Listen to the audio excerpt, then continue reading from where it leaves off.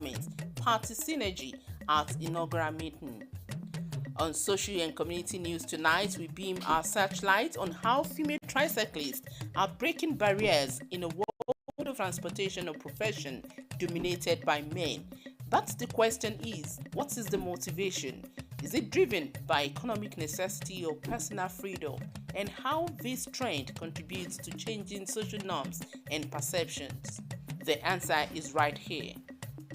Also on the news tonight, we shall be looking at the complexity and richness of African cultures where tradition and modernity often intersect in fascinating ways. Our focus is on Ibule Shoro, a community in Ondo State shrouded in mystery and tradition. One of the most enduring and intriguing customs is the perceived exclusion of people with albinism. While the exact reasons for this taboo are unclear, it's believed to stem from deep-seated cultural and spiritual beliefs. We get to find out what is the myth behind albinism and cultural restrictions in Ibule Shoro. Can tradition and human rights coexist? Join several traditional crafts in Nigeria are facing the threat of extinction due to a combination of factors, including the allure of white-collar jobs, increased use of imported and cheaper alternatives, and a lack of interest from younger generations. Let's see what the future holds for age-old blacksmithing, bead making, and mat weaving in Nigeria.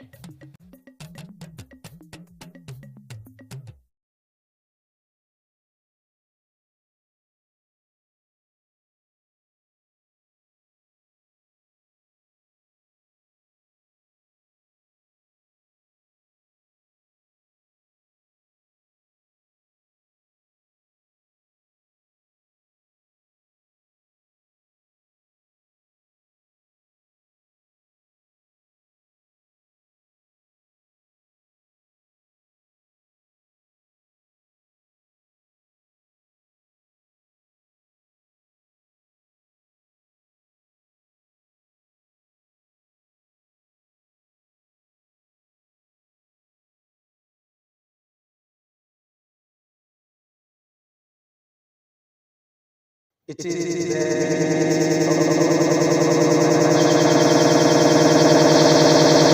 National Vice Chairman of the APC, Pius Akinyelure, while the National Vice Chairman, Southwest of the party, Isaac Ikemeke, serves as the Secretary. Hosted by the leader of the party in the state, Governor Lucky Aiyedatiwa, the closed-door meeting deliberated on various issues bordering on the growth and development of the state. The GAC meeting came barely a week after the governor hosted the party's caucus meeting and ahead of the general stakeholders meeting. Speaking with journalists after the meeting, the GAC chairman, Pius Akinyelure, described the party as full, noting that it focused on strengthening ties between the government and the party. I'm encouraged by the participation of our members. At the end of the day, it came out to the fact that we all believe we are a bridging gap. We want to make sure the government and the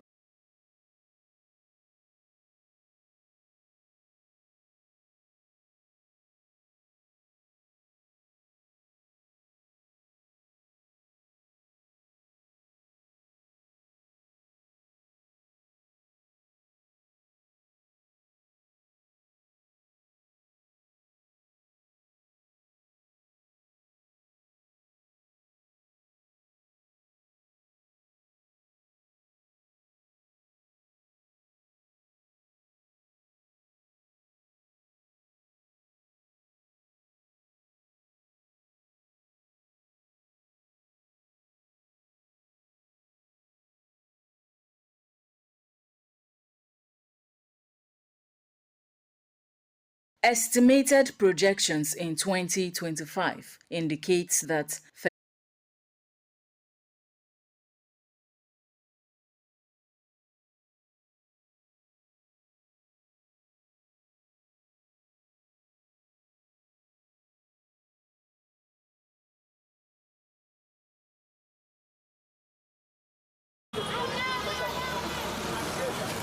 Akure, the heartbeat of Ondo State, is alive with energy as men and women hustle side by side. pursuing their daily livelihoods. Gone are the days when certain jobs belonged to men alone. Today, the transportation business in Akure is seeing a transformation as more women take the wheel, challenging old stereotypes and closing the gender gap.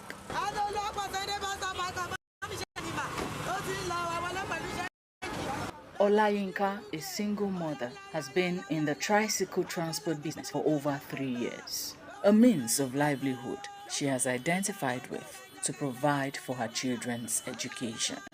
Ó jẹ́ nǹkan tí ó tún lè support mi fún ọmọ mi fún education wọn. So a ní láti wá kún iṣẹ́ wa, especially àwa single mother. Kò sí irú iṣẹ́ ta lè ṣe báyìí tó lè assist wa rather than rí pé kí a wa kẹ̀kẹ́. A dẹ̀ rí pé kẹ̀kẹ́ yìí ó jẹ́ nǹkan ìrọ̀rùn fún wa láti wà ló jẹ́ ká bọ́ sí díẹ̀. Iṣẹ́ tẹ̀yàn bá ti ń ṣe tó ń mú oúnjẹ sórí tébù, definitely ká máa dúpẹ́ lọ́dọ̀ Ọlọ́run. One would imagine how women thrive in a male-dominated trade. For Olayinka, the space is large enough without gender conflicts. Sábà ti já tíkẹ́ẹ̀tì ó ti tán. Everybody ń ṣiṣẹ́ lọ, both ọkùnrin àtobìnrin, àjọ ń ṣiṣẹ́ wa lọ. So à ní problem. Kí lọkùnrin ṣe tóbìnrin ò lè ṣe? Ọkùnrin wa kẹ̀kẹ́, obìnrin á gbé sáré. Toye, a middle-aged woman, prides herself in the prestige and income provided by the keke trade. Kẹ̀kẹ́ ò bá gbèrè ń ṣe, àmọ́lé yà káàkiri, sọ ìdí ni eléyìí tá fi lọ kọ́ṣẹ́ kẹ̀kẹ́ yìí. Torí obìnrin bá jí làárọ̀, tó bá ná pánusẹ̀ sílé ìyá máa jẹ́ pa ni. Ṣùgbọ́n tó bá wà nídìí iṣẹ́ ẹ, bóyá ṣọ́ọ̀bù ló ṣí ni, bóyá ìdí kẹ̀kẹ́ ni, bóyá máṣíìnì ni, gbogbo wọ̀nyẹn ló dára kí obìnrin kí ó máa kọ́ṣẹ́. Kì í ṣiṣẹ́ obìnrin ara ká má tọ́ra wa kì í ṣiṣẹ́ obìnrin bọ̀ tí ò bá sí wéè o ò rèèyàn ràn ẹ́ lọ́wọ́ o ò lẹ́bí o ò lára tó o bá ti lápá tó o lójú tó o lẹ́sẹ̀ tó o lọ́pọlọ wàá rànra ẹ́ lọ́wọ́ oníṣẹ́ kẹ̀kẹ́ tí obìnrin fi ń ṣiṣẹ́. Ìgbà tí mo gbà ní 6 million naira installment mo dẹ̀ ń san ní every month every week ni mo san 60,000 naira ṣe rí pé ó sì máa help mi ju kòsíkòsí màá rí nǹkan táwọn ọmọ mi á jẹ ń bẹ̀. The keke business in the state's capital is today patronized by women of all ages. Student of Kwara State College of Health Offa. I graduated 2019. So since then, like, there's no work, nothing. And also many old women driving it. I just felt like, okay, what an old woman can do, I can still do it as a young lady. So that was the reason why I said I want to learn it. And I started learning it and I started driving it. Beyond the passion and bravery,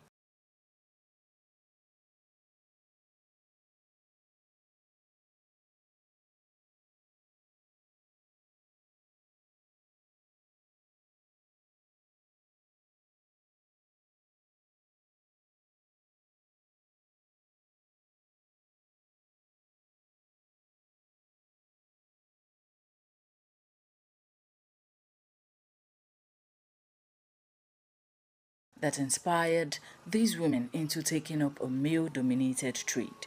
The societal prejudice remains, but won't deter them from following their passion. Lójúkọ mi wá ṣe mọ̀ pé táìmù rẹ ní season báyìí àti pé ní àsìkò tí a wà yìí ọjà ò kì í fi bẹ́ẹ̀ yá. Owó ọ̀gá ò kìnnìkan o nǹkan táwọn dojúkọ ṣàpọ̀ṣá. Many insulting words, like people insult you in different way, tell you, okay, those people that used to drive marijuana, they said they are an alcoholics, they used to drink, they used to smoke, that, okay, you've turned yourself to a thug, a tout. So, many challenges, Sha. Nothing in...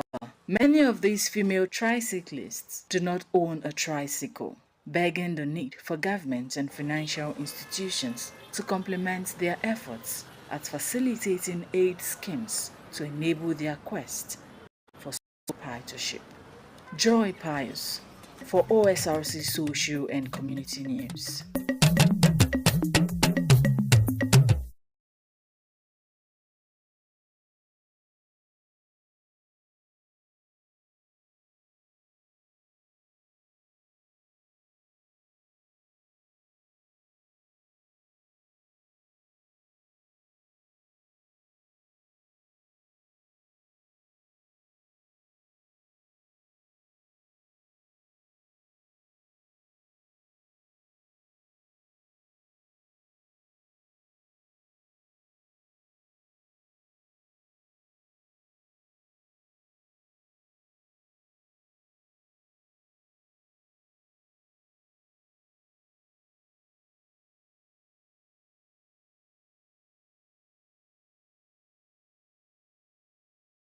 It is the maiden meeting of the Ondo State Governors Advisory Council under the chairmanship of former National Vice Chairman of the APC, Pius Akinyelure, while the National Vice Chairman, Southwest of the party, Isaac Ikemeke, serves as the secretary. Hosted by the leader of the party in the state, Governor Lucky Aiyedatiwa. The closed-door meeting deliberated on various issues bordering on the growth and development of the state. The GAC meeting came barely a week after the governor hosted the party's caucus meeting and ahead of the general stakeholders meeting. Speaking with journalists after the meeting, the GAC chairman, Pius Akinyelure, described the parley as fruitful, noting that it focused on strengthening ties between the government and the party. I'm encouraged by the participation of our members. At the end of the day, it came out to the fact that we all believe we are a bridging gap. We want to make sure the government and the party have the same common goal. And whatever is going on in government is exposed to the party people, so they can equally go back to the public and disseminate the news about the activities of government. Former APC National Vice Chairman Southwest, Bankole Oluwajana, commended the governor for convening the council, noting that the closed-door format encouraged frank discussions. So when people want to tell each other the truth, you close the door. One thing that is very, very commendable is the governor's receptive attitude to everything. For instance, for him, he has shown a lot of wisdom in accommodating everyone, no matter what your views were, before he became the governor in the state. So in summary, it was a wonderful meeting, very wonderful meeting. And very soon you'll begin to see the effectiveness of the decisions that we have taken. Former Senator Professor Ajayi Borofis explained that the council plays a key advisory role to the governor on policies and party unity. As a council, we are to advise Mr. Governor on issues concerning his policies and the unity of the party. And that is exactly what we have done. Those who have some issues have raised it, and the governor has responded to them. Other members of the GAC meeting aimed at stabilizing the government and party in the state. We have also agreed that support groups, particularly presidential support groups, can continue to exist. It's their right to do so, but that they do not serve as alternative to the party.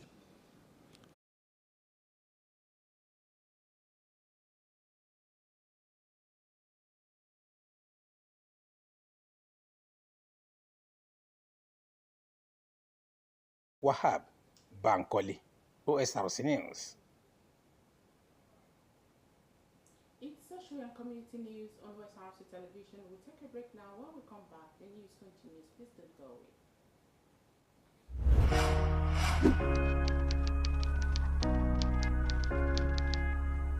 Nigerians' commitment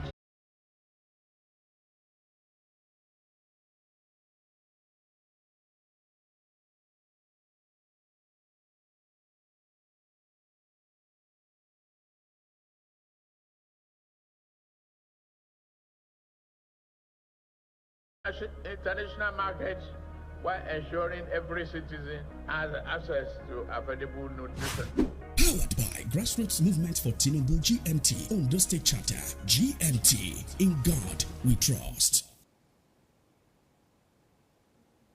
Glad to have you back. You can watch us live on our website, www.osrc.ng, or follow us on Facebook.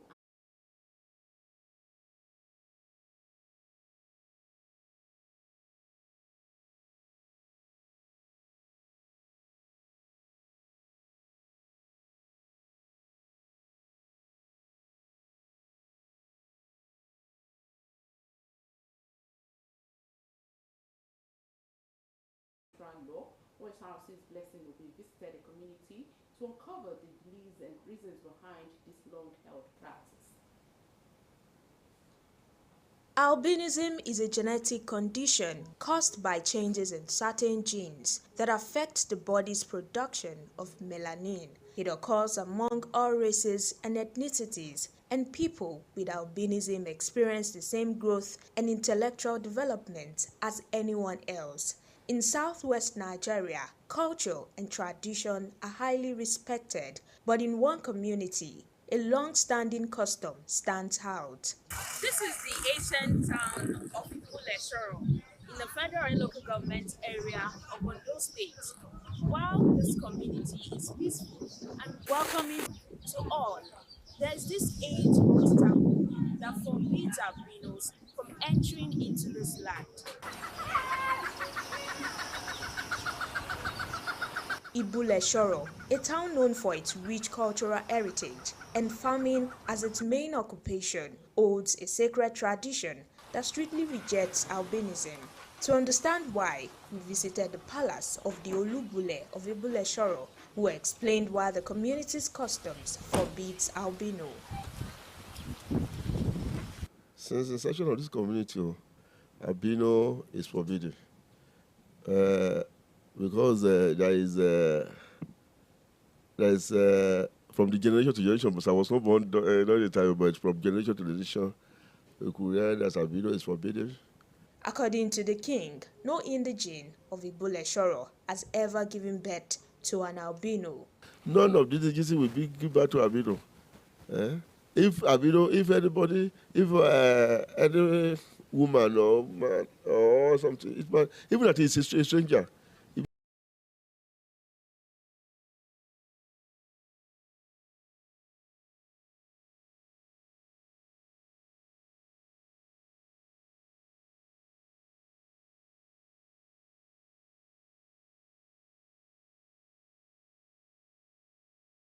they will not give birth to albino. It's a secret thing in this community. One of the town's traditional chiefs, the Asai of Ibuleshoro, said the presence of an albino could offend a river deity in the town known as Bobado. Òdìkejì àfin wá síbí ni pé omi yẹn sọ pé tí àfin bá ti wá bí àbí ọmọ ìlú bá ti bí àfin tó bá ti débí pé wọ́n á da òkun gbogbo ìbúlẹ̀ wọ́n á da òkun tán pé ó gbá wa lọ nìyẹn òdìkejì àfin wá síbí nìyẹn. So látijọ́ tán ti bí wa ti lọ sí kan bí ẹgbẹ̀rún ọdún wọn bàbá wa kò sẹ́ni tó jọmọ bíbí ìlú Ibuleshoro tó bí àfin elégan tó wà lóko òkun hàn bí àfin hàn bí òyìnbó gan débi kan ti bí àfin dú ara wọn náà bí. Covered with these lettuce lies the Bobado River. People here believe that this river is a very powerful river. It is very powerful that no one bathes or drinks with it except women trying to conceive. And it can also be used for prayers and supplications. While the Nigerian's 1999 Constitution under Section 42, subsection 2, prohibits discrimination based on circumstances of birth, the people of Ibuleshoro insist their tradition is not rooted in hatred or discrimination. Rather, they believe it preserves the spiritual sanctity of the land. When we talk about constitutions, there are certain things that even I thought is forbidden in the constitution. The constitution might say, don't kill, don't, in the constitution it says that someone must not kill another one, that must not kill. In our community here, it is that if albino come here, albino cannot come here because it is forbidden. We don't kill, we don't do anything here, but albino will not come because it's forbidden. While albinism remains forbidden in Ibuleshoro, the debate continues over how age-old traditions can coexist with modern human rights laws. What we've uncovered is a reverence of traditional belief, which according to indigents of this community can never be raised. From Ibuleshoro, Blessing Obi, for Osrc Social and Community News.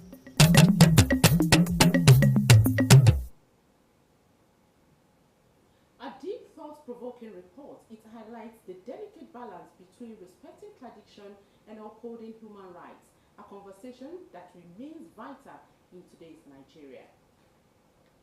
For generations, Traditional crafts have been at the heart of Nigerian communities, shaping not just livelihoods but also identity and pride.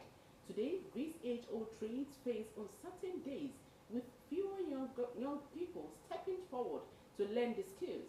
The once busy workshops of blacksmiths, weavers, and bead makers are falling silent. For community news, Abidemi Akirotoye meets the artisans still holding the torch for Nigeria's fading craft, determined to keep the fire burning for generations to come.